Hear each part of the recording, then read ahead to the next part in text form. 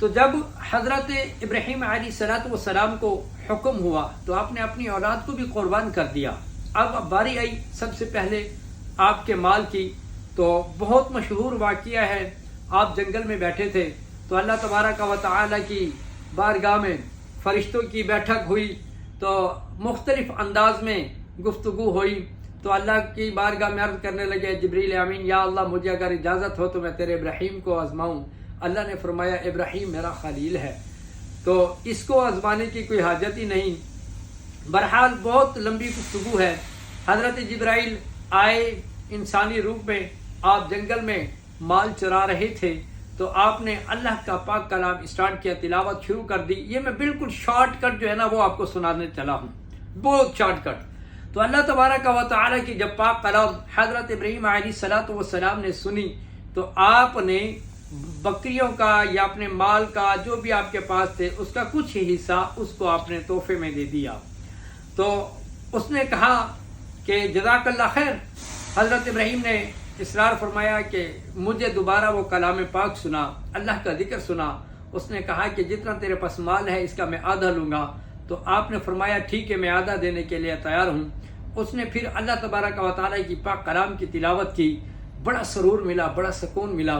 جو قرآن پڑھتے ہیں ان سے پوچھو، جب پڑھتے ہیں تو قرآن اللہ تبارک و تعالیٰ کی کس طرح رحمت برستی ہے، اور جو سنتے ہیں قرآن تو ان سے پوچھو کہ رب تعالیٰ کے کتنے انعامات کی بارش برستی ہے۔ جب آپ نے قرآن سنا اور اس نے پڑھا، حضرت جبرائیل کی آواز تھی اور سننے والے کان حضرت ابراہیم علیہ السلام کے تھے۔ پھر کیا ہوا، تلاوت کو روکا، آپ نے دوبارہ اصرار فرمایا مجھے یہ دوبارہ سنایا جائے۔ اس نے کہا جتنا مال بھی ہے میں یہ لوں گا تو پھر سناؤں گا۔ شارٹ کٹ کروں، حضرت ابراہیم علیہ السلام نے پورا مال دے دیا۔ اب آپ کے پاس دینے کے لیے کچھ نہیں تھا، لیکن طلب تھی، تڑپ تھی۔ آپ نے کہا دوبارہ مجھے وہ کلام سناؤ۔ اس نے کہا اب تیرے پاس دینے کے لیے کچھ نہیں، تو فرمایا اس کو چرانے کے لیے آپ کو ایک ریوڑ چاہیے، غلام چاہیے، میں آپ کی بکریاں یہ چراتا رہوں گا، آپ مجھے تلاوت سناتے رہنا۔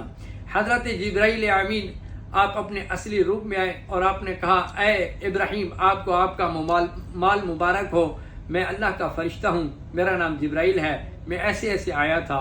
تو حضرت ابراہیم علیہ السلام اللہ تبارک و تعالیٰ کا شکر ادا کرنے لگے۔ تو آپ کو آپ کا مال واپس ہی مل گیا، پورا مال جتنا بھی تھا، لیکن آپ نے اللہ تعالیٰ کی رضا کے لیے سب کچھ آپ نے خرچ کر دیا، دے دیا، پھر اپنے آپ کو بھی آپ نے پیش کر دیا۔ اسی طرح آپ نے مال کی قربانی بھی دی، اللہ نے آپ کو واپس کر دیا۔ آپ نے اولاد کی قربانی دی، اللہ نے آپ کو اولاد بھی واپس کر دی۔ اب باری اپنی جان کی۔ جب حضرت ابراہیم علیہ السلام نے رب کی ربوبت، آپ نے کہا رب ایک ہے، اس کے سوا کوئی اور نہیں، وحدہ لا شریک ہے۔ جب آپ نے خانہ کعبہ کے اندر بتوں کو توڑ دیا، ان کا نبوس کر دیا، ریزہ ریزہ کر دیا، تو انہوں نے کیا کہا، حضرت ابراہیم علیہ السلام کو پکڑا، آپ کو چکھے میں ڈالا، آپ کے پاس ہوا کا فرشتہ آیا، آپ نے کہا مجھے ضرورت نہیں ابھی۔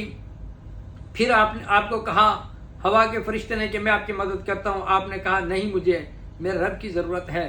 پھر آپ کے پاس آگ کا فرشتہ آیا، آپ کے پاس پانی کا فرشتہ آیا، مختلف فرشتے آتے رہے، آپ نے کہا مجھے کسی کی ضرورت نہیں، حتیٰ کہ آپ کو آگ کے چکھے میں ڈال دیا گیا۔ اللہ نے فرمایا قرآن مجید کے اندر واضح اعلان ہے، تو آگ کو ٹھنڈا ہو جا۔ آگ ٹھنڈی ہو گئی، حضرت ابراہیم علیہ السلام کے لیے آگ گلزار بن گئی، اور آپ نے اللہ کی رضا کے لیے جب جان بھی قربان کی تو اللہ نے آپ کو وہ جان بھی بخش دی۔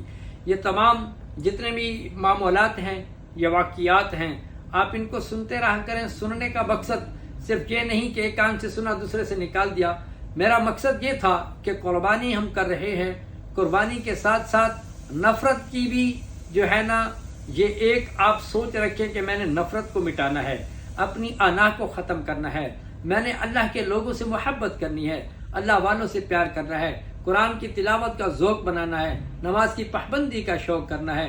پھر آپ دیکھیں آپ کی زندگی میں کیسے بدلاؤ آتا ہے۔